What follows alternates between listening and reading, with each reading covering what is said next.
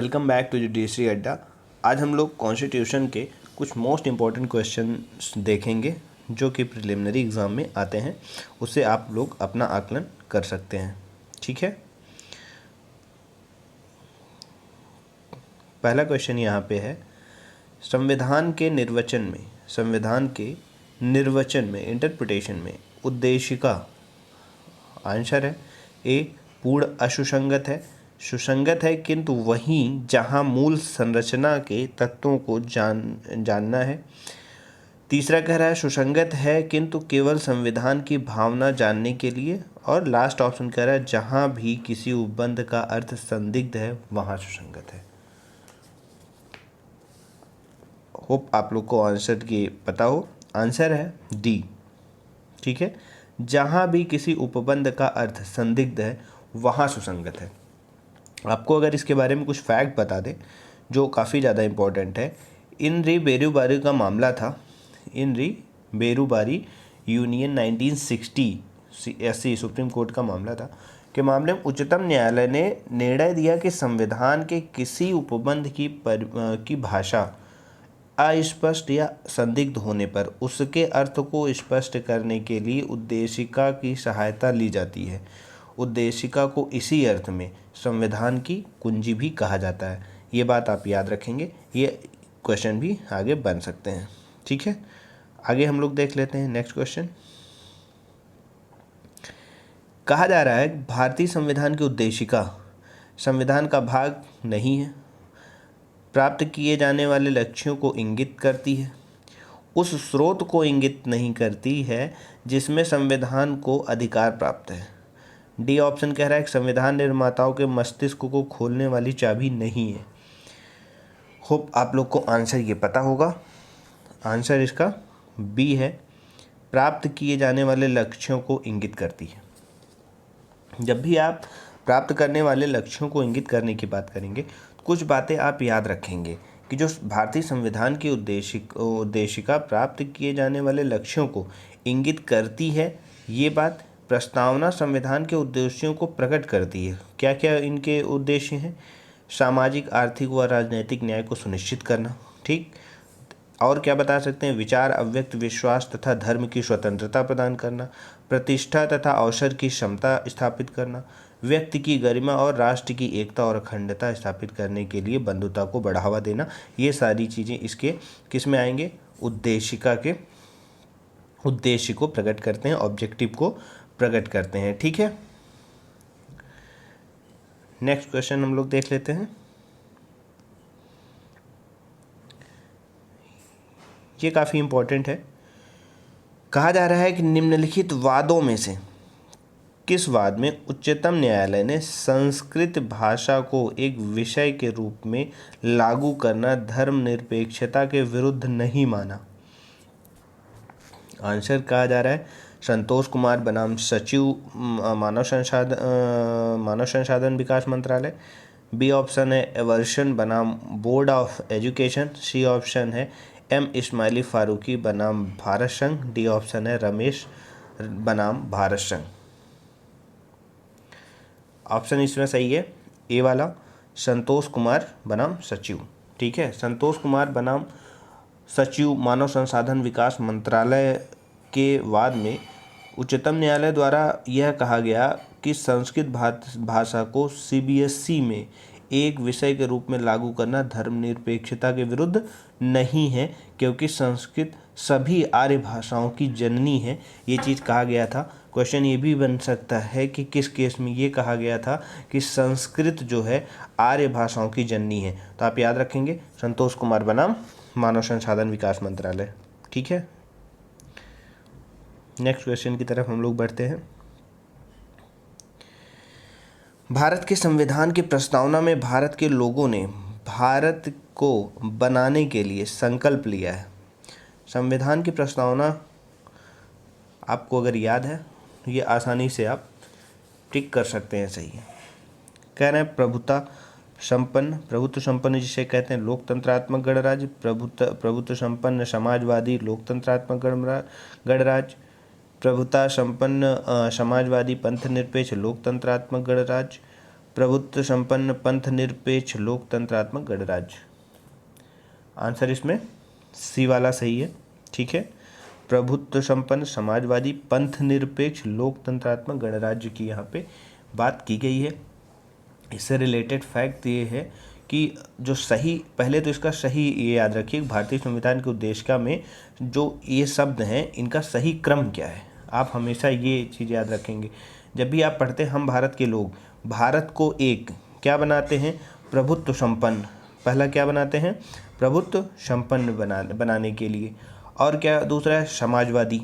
उसके बाद धर्मनिरपेक्ष, जिसे पंथ निरपेक्ष भी कहते हैं। ठीक, लोकतंत्रात्मक गणराज्य बनाने के लिए। ठीक है, ये याद रखना है। और आपको इसके साथ ये भी याद रखना है प्रस्तावना में जो समाजवादी शब्द है, जो समाजवादी और पंथ निरपेक्ष अखंडता को, इसको 42nd अमेंडमेंट में, संविधान संशोधन जो कि 1976 में हुआ था, में जोड़ा गया था। ठीक है, इसके साथ आप ये फैक्ट याद रखेंगे। नेक्स्ट क्वेश्चन की तरफ हम लोग बढ़ते हैं।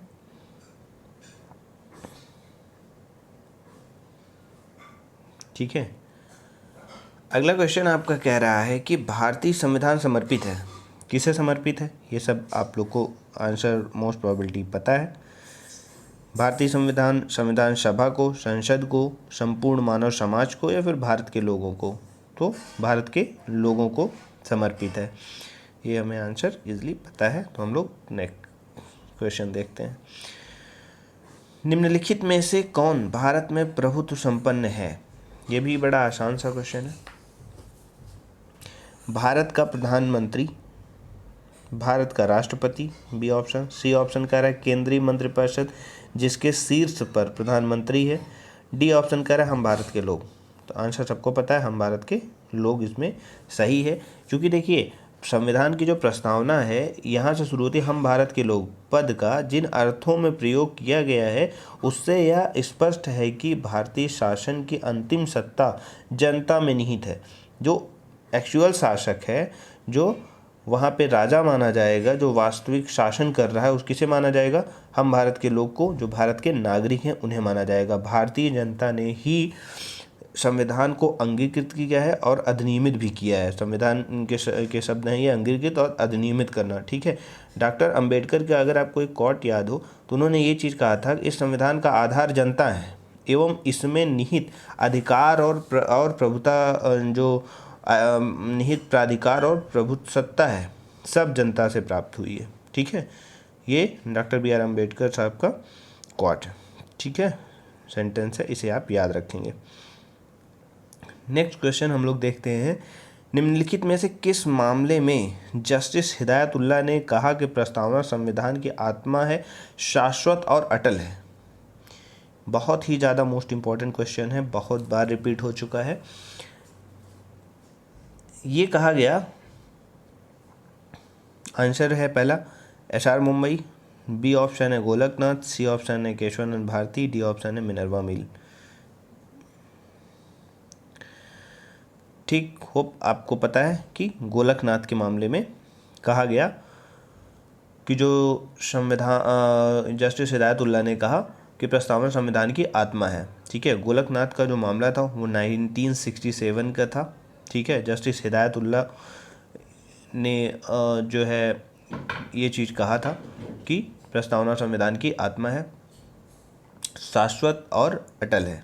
ये भी उसी के साथ उन्होंने जोड़ा था, प्रस्तावना संविधान की आत्मा है, शाश्वत और अटल है। ठीक है, नेक्स्ट क्वेश्चन की तरफ हम लोग बढ़ते हैं। कहा जा रहा है विधिक संप्रभुता भारतीय संविधान में निवास करती, विधिक संप्रभुता भारतीय संविधान में निवास करती, ना कि हम भारत के लोग में यह विचारधारा व्यक्त की गई थी। किस केस में? ऑप्शन है लखनऊ विकास प्राधिकरण बनाम A.K. गुप्ता के बाद में, शंकरी प्रसाद के बाद में, गोलकनाथ में, केशवानंद भारती में। तो आंसर है डी, केशवानंद भारती के बाद में ये कहा गया था कि जो विधिक संप्रभुता है वो भारतीय संविधान में निवास करती है, ना कि हम भारत के लोग में। केशवानंद भारती के बाद में कहा गया कि विधिक संप्रभुता भारतीय संविधान में निवास करती है, ना कि हम भारत के लोग में।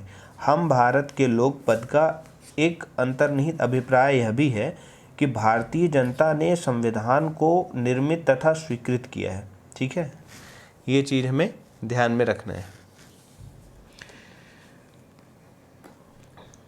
नेक्स्ट क्वेश्चन हम लोग देख लेते हैं। भारत में किस तारीख को प्रत्येक वर्ष विधि दिवस मनाया जाता है?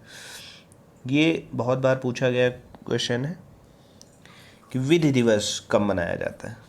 ठीक है, 5 अप्रैल, 26 नवंबर, 1 मई, 5 जून। आंसर है 26 नवंबर। क्यों मनाते हैं? भारत में 26 नवंबर को विधि दिवस मनाया जाता है। संविधान सभा के सदस्यों के प्रति सम्मान प्रदर्शित करने के लिए 1979 में से ये मनाया जा रहा है। ये याद रखना, 1979 से ये मनाया जाता है। प्रतिवर्ष यह दिवस मनाया जाता है। ठीक है, और मनाया क्यों जाता है कि क्योंकि 26 नवंबर को 1949 में भारत का संविधान अंगीकृत और अधिनियमित किया गया था। ठीक है, नेक्स्ट क्वेश्चन देख लेते हैं। विधिक दिवस कब मनाया जाता है? विधिक सेवा दिवस कब मनाया जाता है? 9 नवंबर, 19 नवंबर, 10 अक्टूबर, 2 अक्टूबर। आंसर है 9 नवंबर को मनाया जाता है। क्यों? क्योंकि राष्ट्रीय विधिक सेवा दिवस प्रतिवर्ष 9 नवंबर को मनाया जाता है उच्चतम न्यायालय द्वारा 1995 में। ठीक है, 1995 में समाज के कमज़ोर वर्गों को विधिक सहायता प्राप्त कराने और उन्हें जागरूक करने के उद्देश्य से 9 नवंबर को विधिक दिवस के रूप में मनाने के लिए घोषणा किया था। तब से ये मनाया जा रहा है। ठीक है, आगे हम लोग ऐसे ही इंपॉर्टेंट क्वेश्चन देखते रहेंगे और आप लोग अपने जो आकलन किए, जो जितने आपके आंसर सही हुए उसे आप कमेंट बॉक्स में बता सकते हैं। Thank you so much.